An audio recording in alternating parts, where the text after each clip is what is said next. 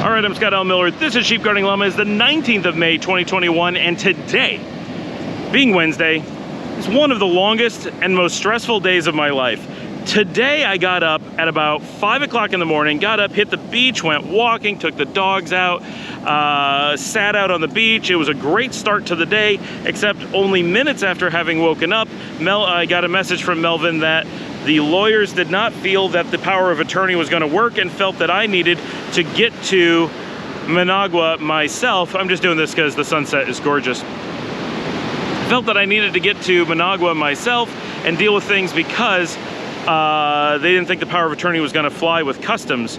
So I immediately had to text my taxi driver and wake him up and say, dude, I need a ride to Managua like now. So can you get me at like 8:30? And he's like, I'm on it. So I managed to get just a bite to eat, had a coffee, quickly dressed, didn't even shower. Ricardo got me and we were off to Managua again. We were on the road definitely by 8 o'clock. Like he was on the dot. He's like, we're here, we're going. We're not missing it this time. So we ran out to Managua where we met Melvin. We didn't have to go to his house. He was over at his wife's office.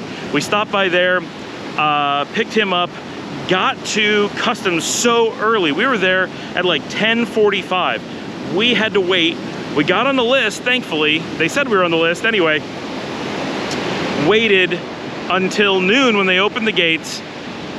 Even though we got there so early and were promised to be first on the list yesterday, I was about 15th on the list. They only take 20. So I finally got called, was able to go in. Melvin was not allowed to go with me. I had to go by myself. And so this is noon, I finally got in. But I've been there since 10:45. I've been working on this on the road since 8 and have been trying to deal with this since around 5:30 or 6 in the morning. And we dealt with this all day yesterday. So it's already a long day.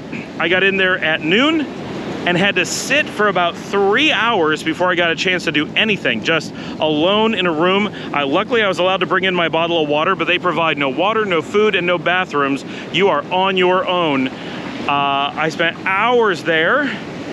Finally got through that, had to go to the actual customs. Oh my gosh. I'm way out in the ocean suddenly. I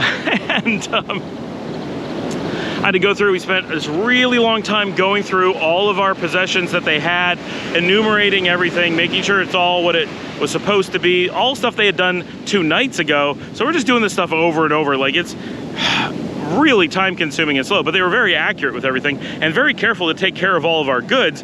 I mean, I appreciate that stuff, but come on, this was a really lengthy process. They do this really long thing, go through all of our stuff. I explained everything. They're like, yeah, that's cool. Telcor comes by and they're like, oh yeah, no, this is cool. We know what all this is. You got to pay some money. It's not a big deal. I'm like, all right, cool.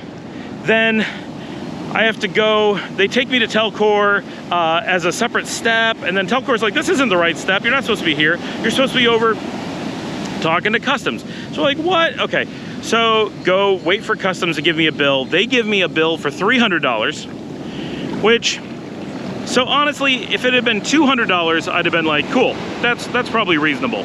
At $300, I'm like, well, that's a bit expensive, but it's not out of control. But it's high, right? It's a little bit absurd considering this is ancient gear that I'm bringing in. It's all personal stuff from the house, like legit, all of it. It's like our video game computer for the kids. It's our house access point. Some of the stuff in there is 7 years old. It's worth like $5. And very little value in the stuff that we had. So having to pay $300 to bring it in feels a bit absurd.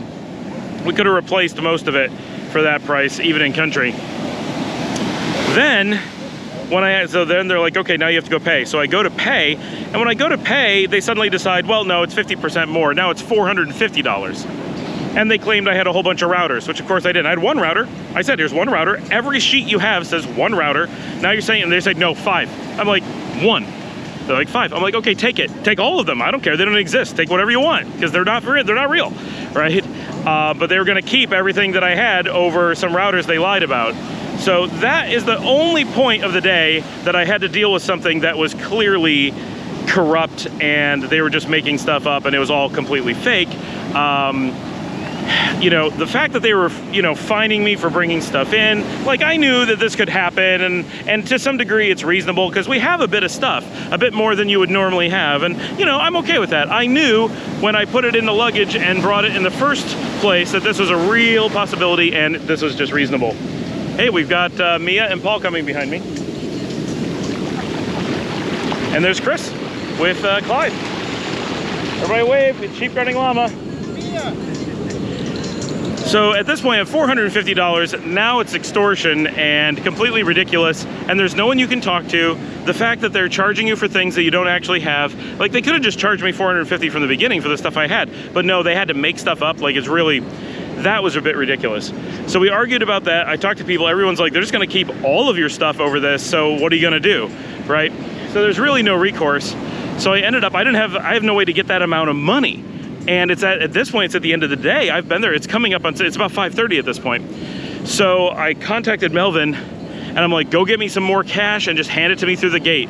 So he ran, he got some money of his own, handed it through the gate. I ran in, I tried to pay. When I went to pay, suddenly there was another $15 to pay. Of course, nothing on paper, just suddenly, oh, you owe me another $15. Like, okay. But at that point, I got my receipt. They went and got my stuff. They lost some paperwork. I had to wait a little bit. A little bit after 6 o'clock, they finally gave me my paperwork and we were able to leave. So at that point, Melvin and Ricardo meet me at the gate and we just throw everything in the trunk. We didn't even inspect it because what are we gonna do? If the stuff isn't in there, they've already closed. And what are we gonna do? It's not here. Well, too bad, right? We said 5 routers were, so we took Melvin back home. While we were at his house, we stopped and inspected everything and all of our stuff is there and in good shape. Nothing was damaged, nothing was stolen. So at the end of the day, it was 2.5 days of our lives and $470 to customs and $180 of taxi fees, and we're done. We have the stuff. Ricardo and I set out in the dark to drive yet again back to Las Penitas. I got back home after pretty much everyone had gone to bed. Dominica was just waiting up to make sure I made it home safe. We talked for a few minutes and then it was time for bed. At the end of the day, it's not the biggest deal in the world, but it was a very long, very stressful day. And it's very stressful feeling like you're just being robbed, right? Or feeling that you're being taken advantage of, or that, you know, the fact that it was expensive was bad. The fact that they faked it was awful, right? It just makes you feel bad. So that was crappy. Not being able to eat, drink, or go to the bathroom all day was a bit extreme. That really makes it tough. And everybody's like, well, their goal is to make it that you just give up and leave all your stuff because your stuff's worth more than what they're gonna charge you for, obviously. And wouldn't it be nice if you just left it? That's what they want you to do. So they're gonna give that a try. I stuck it out, I paid the fee, I got my stuff back.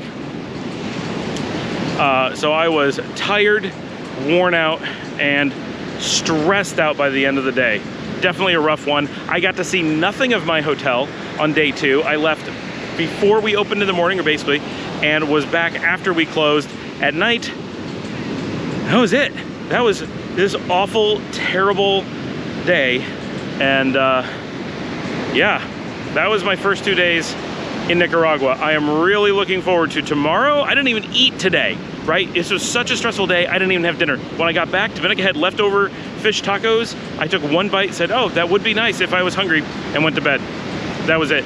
The AC did get put in today while all this was going on, but it's not completely done, so I'm not gonna be able to use it until sometime tomorrow, so sleeping in the heat again tonight. I don't know what more there could be to tell you. That was my day. That is the 19th of May, day 2 of our adventures here in Nicaragua. I will see everyone tomorrow.